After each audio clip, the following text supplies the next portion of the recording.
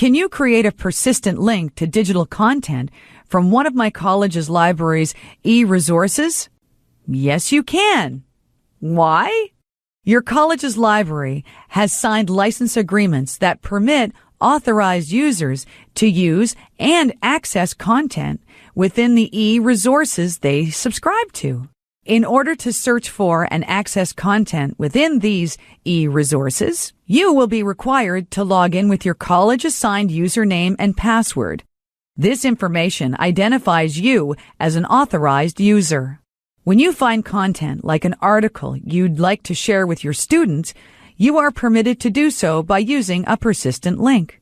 Although your college's fair dealing policy permits the reproduction and communication of short excerpts like journal articles, the fair dealing policy does not apply to licensed eResources because the use of content from within these eResources is subject to the contractual obligations of the license which your library and any authorized users must respect. By printing a copy of a journal article from one of these eResources and then uploading a digital copy of that journal article to your college's learning management system, you would have violated the contractual obligations of the license because the digital copy you've created would be competing with and acting as a substitute for the original digital copy that exists within the licensed eResource. In order to share the content with your students, provide them with a persistent link to that content.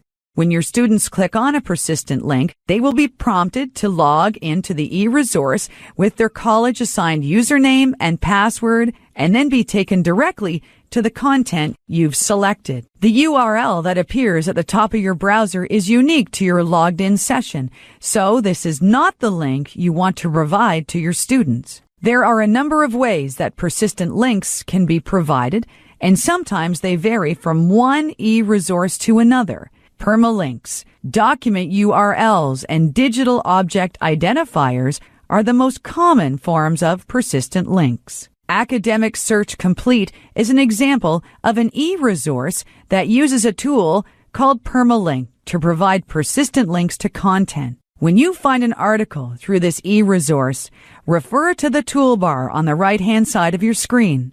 Among other tools, you'll see Permalink. When you click on Permalink, a URL will appear above the article's title. By copying and pasting this link into your course site on your college's learning management system like Blackboard or Desire to Learn, you'll have provided your students with a persistent link to the article you found through this eResource. Educators Reference Complete is an example of an eResource that uses a tool called Document URL to provide persistent links to content. When you find an article through this eResource, scroll to the bottom of the screen.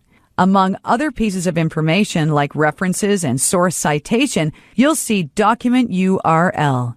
By copying and pasting this link into your course site on your college's learning management system like Blackboard or Desire to Learn, you'll have provided your students with a persistent link to the article you found through this resource.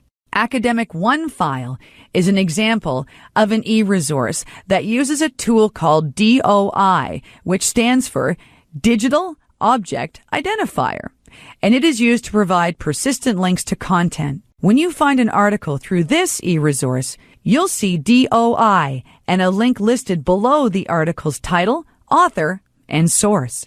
By copying and pasting this link into your course site on your college's learning management system, like Blackboard or Desire to Learn, you'll have provided your students with a persistent link to the article you found through this resource. Persistent links can remain active for an extended period of time, but if you intend to make use of these links from one term to the next, or each school year, it is best to check that they are still active at the beginning of each new term or school year. Many eResources offer additional tools like permit the printing, emailing, and downloading of content, as well as the ability to share persistent links to content through social media applications. But this exception does not apply if you know or should have known that the content was made available through the Internet without the consent of the copyright owner. For more information about persistent links to digital content from library eResources, ask the person designated by your college to answer copyright questions. Your college library is a good place to start.